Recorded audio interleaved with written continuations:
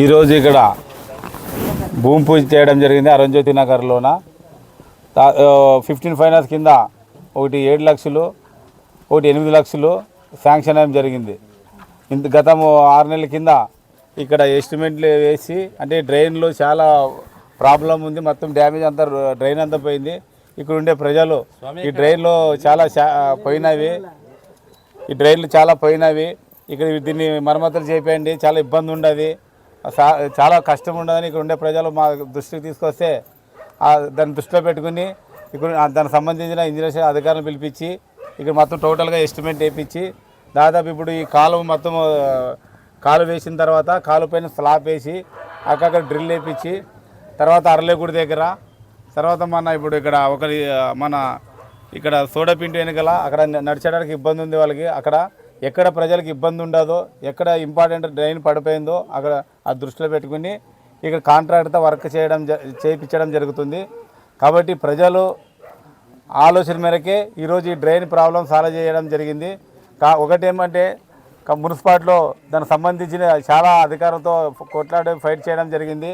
దానికి కమిషనర్ కూడా పూర్తిగా సహకరిగా ఇబ్బందులు పడి ఈరోజు ఇంత లేట్ కావడం జరిగింది.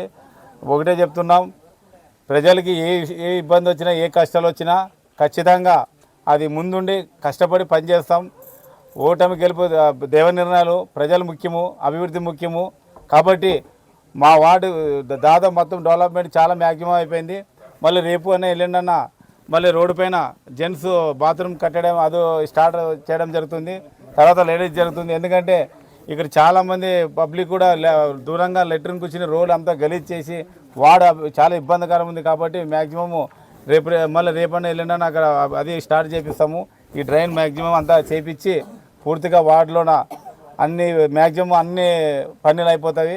ఒకటి పాత ఏరియాలోన ఆ 2 ఇంచుల పైప్ లైన్ ఉంది, ఆ 2 ఇంచులు తీసి మరి 4 ఇంచులే దాన్ని వేపించడం జరుగుతుంది. దాన్ని కూడా ఎస్టిమేట్ వేయించినాను.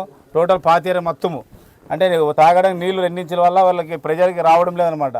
అది చాలా ఇబ్బంది పడుతున్నారు.